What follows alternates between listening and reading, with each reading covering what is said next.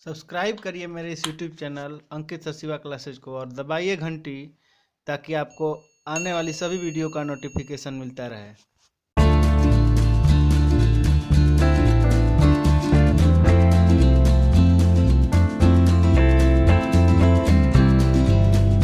स्वागत है दोस्तों आपका एक बार फिर मेरे इस यूट्यूब चैनल अंकित सचिवा क्लासेज पर। दोस्तों आज है 7 मई 2020 और आज हम सबसे पहले आपके लिए लेकर आए हैं करंट अफेयर्स की सीरीज। तो दोस्तों यदि आप चैनल पर नए हैं तो चैनल को सब्सक्राइब कर लीजिए और घंटी दबाना मत भूलिएगा, क्योंकि अगला करंट अफेयर्स की सूचना आपको नहीं मिल पाएगी। तो जल्दी से जल्दी घंटी को भी दबाइए जिससे आपको सूचना आगे की मिलती रहे। तो चलिए शुरू करते हैं आज का करंट अफेयर्स।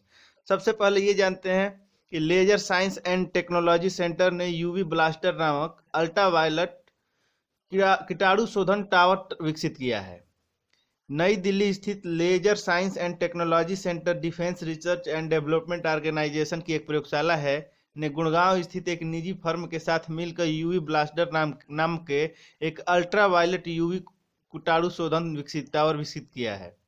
इसका मुख्य बिंदु क्या है कि इस उपकरण का उपयोग प्रयोगशालाओं में इलेक्ट्रॉनिक उपकरण, कंप्यूटर और अन्य गैजेट्स के कीटाणु शोधन के लिए किया जाता है जिन्हें पारंपरिक रासायनिक तरीकों से कीटाणु रहित नहीं किया जा सकता है। यह उन स्थानों पर भी स्थापित किया जा सकता है जहां मॉल, होटल और कार्यालयों सहित बड़ी संख्या में लोग इकट्ठा होते हैं। रक्षा अनुसंधान विकास संगठन डीआरडीओ क्या है कि रक्षा अनुसंधान व विकास संगठन DRDO defence research and development organisation की स्थापना 1958 में की गई थी। इसका मुख्यालय नई दिल्ली के डीआरडीओ भवन में स्थित है। यह भारत सरकार की एक एजेंसी है। यह सैन्य अनुसंधान तथा विकास से संबंधित कार्य करता है। डीआरडीओ का आदर्श वाक्य बलस्य मूलम विज्ञानम है। डीआरडीओ ने 30,000 से अधिक कर्मचारी कार्य करते हैं। वर्तमान में डीआरडीओ के चेयरमैन डॉक्टर जी सतीश रेड्डी, ये आपके लिए इंपॉर्टेंट है, इसको जान लीजिएगा कि डीआरडीओ के चेयरमैन डॉक्टर जी सतीश रेड्डी हैं। डीआरडीओ का नियंत्रण केंद्रीय रक्षा मंत्रालय के पास है। डीआरडीओ के पास 52 प्रयोगशालाओं का नेटवर्क है। 52 प्रयोगशालाओं का नेटवर्क है। चलिए अब जानते हैं कि रूस ने उत्तर कोरियाई नेता किम जोंग उन को स्मारक युद्ध पदक से सम्मानित किया है। तानाशाह को रूसी राष्ट्रपति व्लादिमीर पुतिन ने नाजी जर्मनी पर जीत की 75वीं वर्षगांठ के अवसर पर किम जोंग उन को द्वितीय विश्व युद्ध के पदक से सम्मानित किया है। रूसी दूतावास की अधिसूचना के अनुसार उत्तर कोरिया के क्षेत्र में अपना जीवन लगाने वाले सोवियत सैनिकों की स्मृति को संरक्षित करने में उनकी भूमिका को मान्यता देने के लिए उत्तर कोरियाई नेता को यह पदक प्रदान किया गया। रूस और उत्तर कोरिया का क्या संबंध है जाना जाए। 1948 में सोवियत संघ और उत्तर कोरिया के बीच राजनयिक संबंध स्थापित हुए। कोरियाई युद्ध के दौरान सोवियत सैन्य बलों ने कोरियाई पीपल्स आर्मी का समर्थन किया था। उत्तर कोरिया की स्थापना कम्युनिस्ट ब्लॉक के रूप में की गई थी जिसे रूस का अधिकतम समर्थन प्राप्त था। रूस और उत्तर कोरिया निचली ट्यूमेन नदी के किनारे सीमा साझा करते हैं। उत्तर कोरिया का इतिहास। उत्तर कोरिया के इतिहास की शुरुआत द्वितीय विश्व युद्ध के अंत से होती है। जापानी आत्मसमर्पण के बाद सोवियत संघ और दोस्तों मैं आपको सोवियत संघ के बारे में बता दूं कि यह रूस में स्थित एक संघ है, ठीक है। उसी तरीके से इंग्लैंड में यूनाइटेड किंगडम यूके है और अमेरिका में यूएस है, यूनाइटेड स्टेट्स।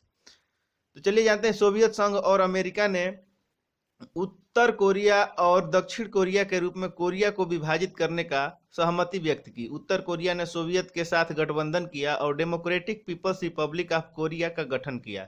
दक्षिण कोरिया ने पश्चिमी सहयोगी के साथ गठबंधन किया और कोरिया गणराज्य का गठन किया।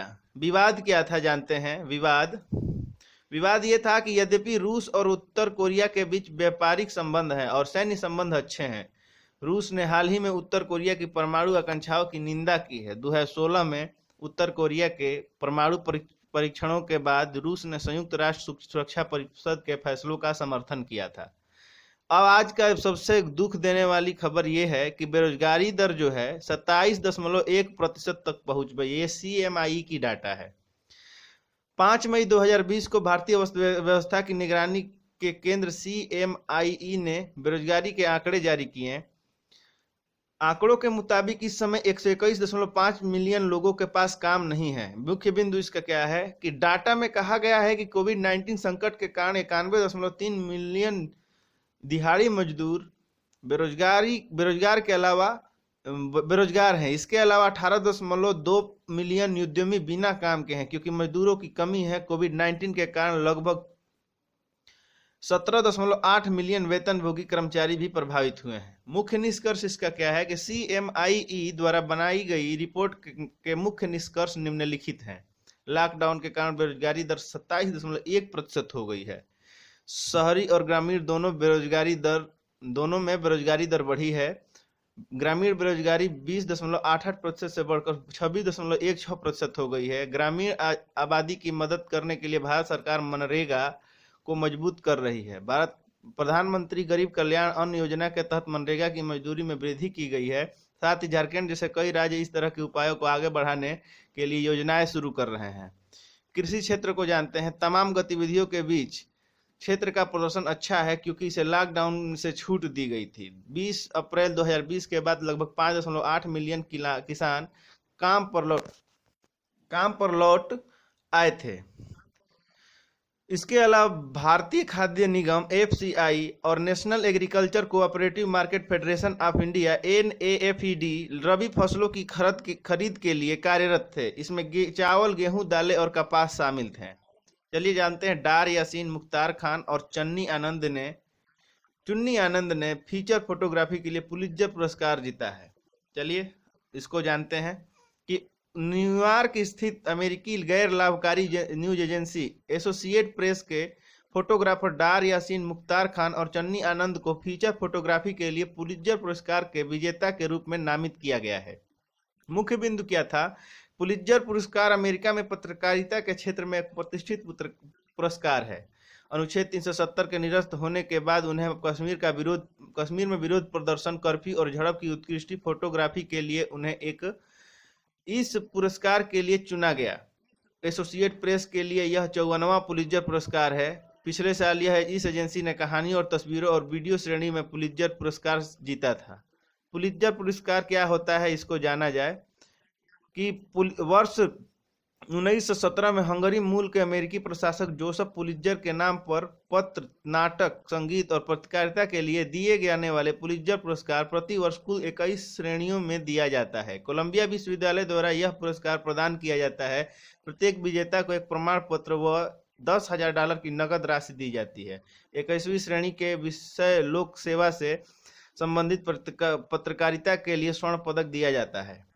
चलिए अब रूस लॉन्च करेगा पहला आर्कटिका M उपग्रह। इसको जानते हैं कि रूस की एक एरोस्पेस कंपनी की हालिया घोषणा के अनुसार रूस आर्कटिक जलवायु और पर्यावरण की निगरानी के लिए पहला आर्कटिका M उपग्रह लॉन्च करने जा रहा है। इस उपग्रह का पहला संस्करण विकसित किया जा चुका है और इसे इस वर्ष लॉन्च किया जाएगा, जबकि दूसरा उपग्रह 2023 में लॉन्च किया जाएगा।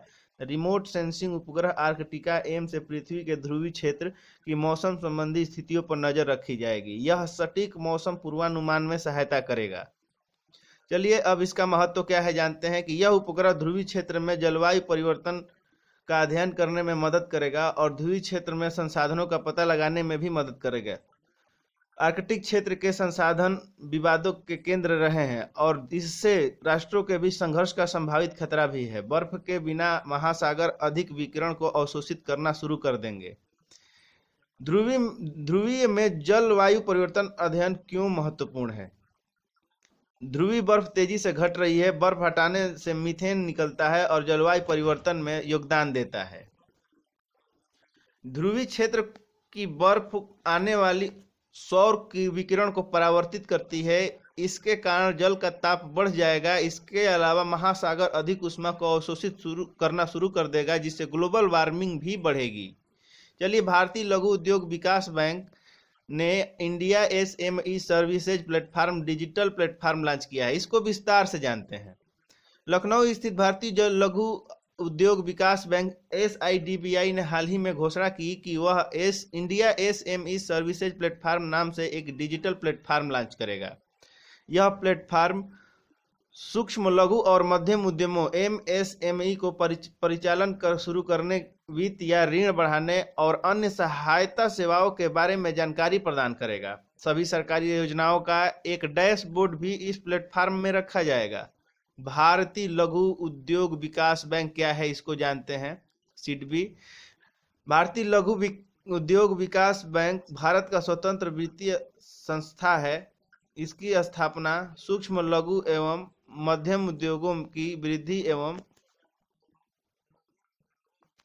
चलिए तो फिर इसको और बढ़िया से थोड़ा सा एक बार और फिर से देखा जाए कि भारतीय लघु उद्योग विकास बैंक की स्वतंत्रता वित्तीय संस्था है, जिसकी स्थापना सूक्ष्म लघु एवं मध्यम उद्योगों की वृद्धि विकास के लक्ष्य में की गई है।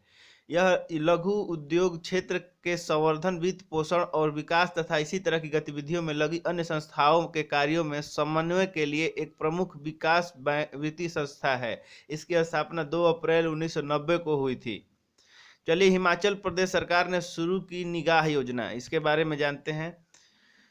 हिमाचल प्रदेश सरकार ने निगाह नामक एक नया कार्यक्रम शुरू करने का निर्णय लिया है। इस कार्यक्रम का उद्देश्य उन लोगों के परिवार के सदस्यों का जागरूक करना है जो देश के अन्य हिस्सों से आ रहे हैं।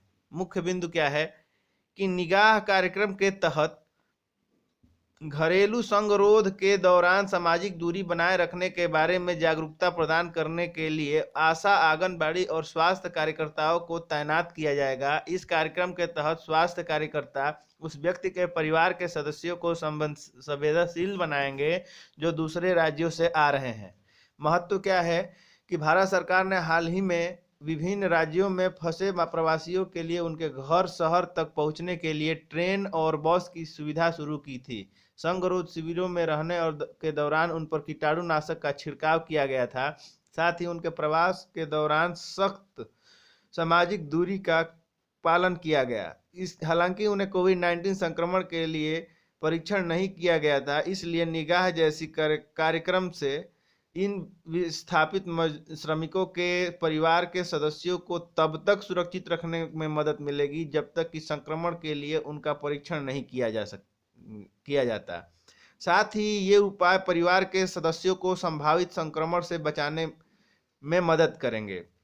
आशा क्या है जानते हैं कि आशा का पूर्ण स्वरूप एक्रीडिटेड सोशल हेल्थ एक्टिविस्ट है। आशा कार्यकर्ता प्रशिक्षित महिला सामुदायिक स्वास्थ्य कार्यकर्ता है। इन महिलाओं का चयन उन समुदायों से किया जाता है जहां उन्हें नौकरी पर रखा जाता है। आशा योजना वर्तमान में गोवा, पुदुचेरी और चंडीगढ़ को छोड़कर 33 राज्यों में लागू है। आशा कार्यकर्ता ग्रामीण और शहरी दोनों क्षेत्रों में तैनात है। चलिए, मनरेगा कार्य दिवसों को बढ़ाने के लिए झारखंड द्वारा शुरू की गई 3 योजनाएं जानते हैं कि झारखंड सरकार ने हाल ही में 3 कल्याणकारी योजनाएं शुरू किए हैं जो निवासी श्रमिकों और आने वाले प्रवासी मजदूरों को रोजगार प्रदान करने पर केंद्रित है। इन 3 योजनाओं को महात्मा गांधी राष्ट्रीय ग्रामीण रोजगार गारंटी योजना के साथ मिलकर काम करने के लिए तैयार किया गया है। योजनाएं क्या हैं? इन योजनाओं को झारखंड के मुख्यमंत्री हेमंत सोरेन द्वारा लॉन्च किया गया है। यह योजनाएं बिरसा हरित ग्राम योजना, नीलांबर पीतांबर जल समृद्धि योजना, पोतो हो खेल विकास योजना। इन योजनाओं के तहत जल के ग्रामीण विकास विभाग ने 25 करोड़ मानव दिवस के सृजन का लक्ष्य रखा है। इसके लिए 20,000 करोड़ रुपए आवंटित किए गए हैं। बिरसा हरित ग्रामीण योजना क्या है? ग्राम योजना क्या है जानते हैं। बिरसा हरित ग्राम योजना का लक्ष्य 2 लाख एकड़ में से अधिक अनुपयोगी सरकारी प्रति भूमि का वनीकरण करना है। इस योजना के तहत सड़क के दोनों ओर फलदार पौधे लगाए जाएंगे। इस योजना से ग्रामीण 3 वर्ष के बाद 50,000 रुपए की वार्षिक आय अर्जित कर सकते हैं। चलिए, नीलांबर पीतांबर जल समृद्धि योजना क्या है जानते हैं। नीलांबर पीतांबर जल समृद्धि योजना का उद्देश्य कृषि जल भंडारण इकाइयां बनाना है। इसके द्वारा भूमिगत जल को बढ़ाने पर बल दिया जाएगा। इस योजना के तहत 5 लाख करोड़ लीटर भूमिगत जल भंडार के निर्माण का लक्ष्य रखा गया है। पोतो हो खेल विकास योजना क्या है? पोतो हो खेल विकास योजना का लक्ष्य राज्य भर में खेल मैदान विकसित करना है। मनरेगा क्यों? प्रवासियों के अपने घर लौटने के साथ ग्रामीण क्षेत्रों में आबादी का विस्फोट हुआ है और इसलिए ग्रामीण मजदूरों ने बेरोजगारी में भी अत्यधिक वृद्धि हुई है। कुल प्रवासित आबादी में से अधिकांश संगठित क्षेत्र में कार्यरत थे। इसलिए प्रधानमंत्री गरीब कल्याण योजना के तहत भारत सरकार ने मनरेगा मजदूरी को 182 रुपये से बढ़ाकर 202 रुपये कर दिया है। इसलिए राज्य की योजनाओं से ग्रामीण विकास में मदद मिलेगी। चलिए जानते हैं, DGCA ने गार्ड पोर्टल लॉन्च किया है। ये गार्ड पोर्टल क्या है जानते हैं? गरुण गार्ड नहीं है, गरुण पोर्टल। नागरिक उड्डयन मंत्रालय के तहत कार्यरत नागरिक उड्डयन महानिदेशालय DGCA ने गरुण पोर्टल लॉन्च किया है। गरुण का मुख्य स्वरूप government authorisation for relief using drones है। मुख्य बिंदु क्या है? गरुण पोर्टल कोविड-19 के उद्देश्यों के लिए ड्रोन संचालित करने के लिए केंद्र सरकार से छूट प्राप्त करने के लिए राज्य संस्थाओं की सहायता करेगा। यह पोर्टल महत्वपूर्ण है क्योंकि कई राज्य निकाय सार्वजनिक स्थानों को कीटाणु रहित करने के लिए ड्रोन तैनात कर रहे हैं। विशेष रूप से स्मार्ट सिटीज, सड़कों और अन्य सार्वजनिक स्थानों पर कीटाणु स्प्रे करने के लिए ड्रोन का उपयोग कर रहे हैं। चलिए स्टार्टअप्स को जानते हैं। भारत में कई स्टार्टअप नई तकनीक के साथ ड्रोन का उपयोग कर कीटाणुनाशक और सैनिटाइजर का छिड़काव कर रहे हैं। उदाहरण के लिए गरुण एरोस्पेस स्टार्टअप ने 450 फीट ऊंची इमारतों पर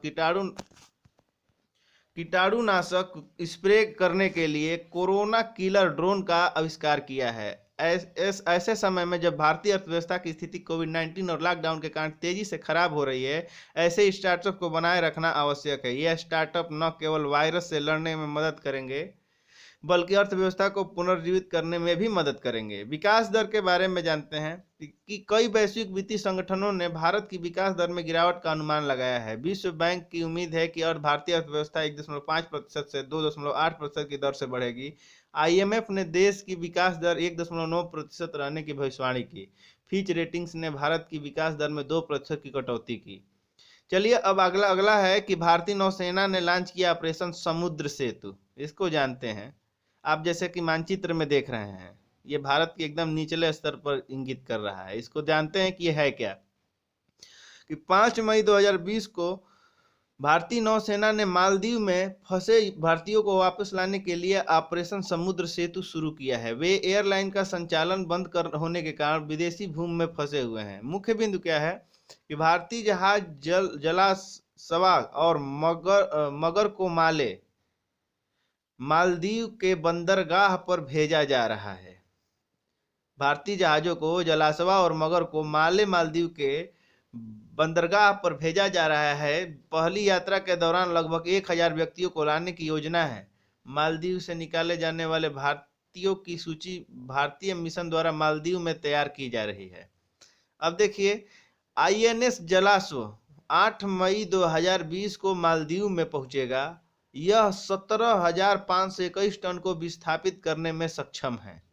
INS मगर 10 मई 2020 को मालदीव में पहुंचेगा और यह उभयचर युद्धपोत है जो 5750 टन को विस्थापित करने में सक्षम है।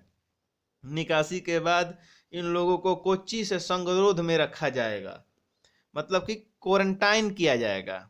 संगरोध का मतलब क्वारंटाइन होता है। दोस्तों कई लोग नहीं जानते हैं क्वारंटाइन का हिंदी, तो इसको जान लें।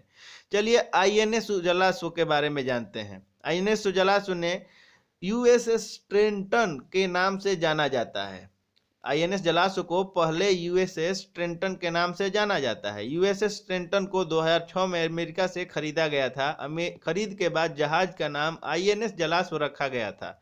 संस्कृत के जलाश्व का अर्थ है दरियाई घोड़ा। INS जलाश्व एक उभयचर युद्धपोत है। एम्फीबियस असाल्ट शिप्स का महत्व जानते हैं। 2018 में भारत सरकार ने 20,000 करोड़ रुपए की परियोजना शुरू की। इस परियोजना के तहत भारत में 4 उभयचर जहाज बनाए जाएंगे। इनमें से प्रत्येक जहाज का वजन 30,000 टन होगा। INS विक्रांत के बाद ये जहाज 4 देशों में बनने वाले सबसे बड़े जहाज होंगे। 5 मई को मनाया गया विश्व अस्थमा दिवस। इसको जानते हैं।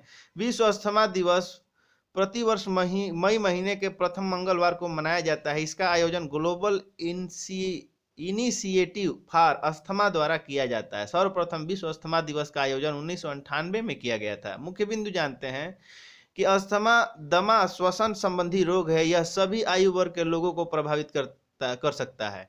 इस रोग में पीड़ित को सांस लेने में तकलीफ, खांसी तथा छाती में दबाव इत्यादि हो सकता है। यह श्वसन मार्ग में सूजन के कारण होता है। अस्थमा आनुवंशिक भी हो सकता है और पर्यावरण के कारण भी, पर्यावरण के प्रदूषण तथा एलर्जेटिक कणों के कारण भी यह हो सकता है। हालांकि अस्थमा को कोई अस्थायी इलाज नहीं है, परंतु इसके विभिन्न तरीकों से नियंत्रित किया जा सकता है। अस्थमा ट्रिगर करने वाले कारकों, प्रदूषण, कण इत्यादि से दूर रहने के कारण इससे बचा जा सकता है। लासेंट द्वारा किए गए अध्ययन के अनुसार 2015 में ट्रैफिक से संबंधित प्रदूषण के कारण भारत में 3,50,000 बच्चे अस्थमा से पीड़ित थे। इस मामले में भारत चीन के बाद दूसरे स्थान पर था। 2015 में विश्व भर में अस्थमा के कारण 3,97,100 लोगों की मृत्यु हुई थी, 2015 के डाटा के अनुसार। चलिए अब जानते हैं आज के मुख्य समाचार 7 मई 2020 के ध्येय से क्या है। ये प्रतियोगी परीक्षाओं के लिए बहुत महत्वपूर्ण है दोस्तों। ये 6 मई टाइप हुआ है, शायद 7 मई मानिए। राष्ट्रीय करंट अफेयर्स है कि भारतीय नौसेना ने भारतीय नागरिकों को विदेशों में वापस लाने के लिए ऑपरेशन समुद्र सेतु सी ब्रिज शुरू किया। भारत सरकार ने 7 मई से 13 मई तक विदेशों में फंसे भारतीयों को वापस लाने के लिए 64 उड़ानें संचालित करने की घोषणा की। डीजीसीए ने कोविड-19 संबंधित ड्रोन संचालन को तेजी से मंजूरी देने के बाद Garun government authorisation of for relief using drones, इसका आप फुल फॉर्म जाने, एग्जाम में पूछा जा सकता है। चलिए पोर्टल लॉन्च किया। आईआईटी बॉम्बे के प्रोफेसर सौरभ लोढ़ा को विज्ञान और प्रौद्योगिकी विभाग द्वारा प्रतिस्थापित नैनो विज्ञान और प्रौद्योगिकी 2020 में युवा कैरियर पुरस्कार प्रदान किया गया। नीति आयोग और पीरमल फाउंडेशन ने वरिष्ठ नागरिकों को देखभाल के लिए सुरक्षित दादा दादी तथा नाना नानी अभियान शुरू किया। झारखंड सरकार ने मनरेगा के लिए 25 करोड़ मानव दिवस के लिए सृजन के लिए 3 योजनाएं शुरू की हैं ताकि प्रवासी श्रमिकों की मदद की जा सके। हिमाचल प्रदेश सरकार ने प्रवासियों के परिवार के सदस्यों को संवेदनशील बनाने के लिए निगाह कार्यक्रम लॉन्च किया है। आर्थिक करंट अफेयर जानते हैं। आर्थिक करंट अफेयर्स ये है कि मार्च के मध्य में कोरोना वायरस महामारी की शुरुआत से पहले 3 मई को समाप्त सप्ताह से देश की बेरोजगारी दर बढ़कर 27.11% हो गई। Centre for monitoring Indian economy CMIE। चलिए अब अंतर्राष्ट्रीय करंट अफेयर्स जानते हैं कि 2019 में प्रकृति आपदाओं, संघर्ष और हिंसा के कारण भारत में 5 बिलियन से अधिक लोग आंतरिक रूप से विस्थापित हुए, यूनिसेफ के लास्ट एट होम रिपोर्ट के अनुसार। चलिए अब जानते हैं जम्मू कश्मीर बेस्ट फोटोग्राफर डार यासीन मुख्तार खान और चन्नी आनंद को फीचर फोटोग्राफी के लिए पुलित्जर पुरस्कार चुना गया है। और रूसी राष्ट्रपति व्लादिमीर पुतिन ने उत्तर कोरिया के नेता किम जोंग उन को नाजी जर्मनी की जीत 75वीं वर्षगांठ पर एक स्मारक युद्ध पदक प्रदान किया है। दोस्तों ये था विस्तृत करेंट अफेयर्स जो कि आप भूल नहीं पाएंगे। यदि आपको ना समझ में आया हो तो इसको बार बार देखिए। बार बार देखने से आपको ये क्लियर हो जाएगा। दिन में 2 बार देखेंगे तो क्लियर हो जाएगा और फिर अगला करंट अफेयर्स आपको मिल जाएगा। दोस्तों यदि इस PDF का आपको नोट्स चाहिए तो आप मुझे इंस्टाग्राम पे फॉलो कर सकते हैं। अंकित सरसिवा क्लासेस के नाम से इंस्टाग्राम चैनल है, वहाँ आइए और वहाँ पर PDF आपको मिल जाएगा। तब तक के लिए धन्यवाद। जय हिंद।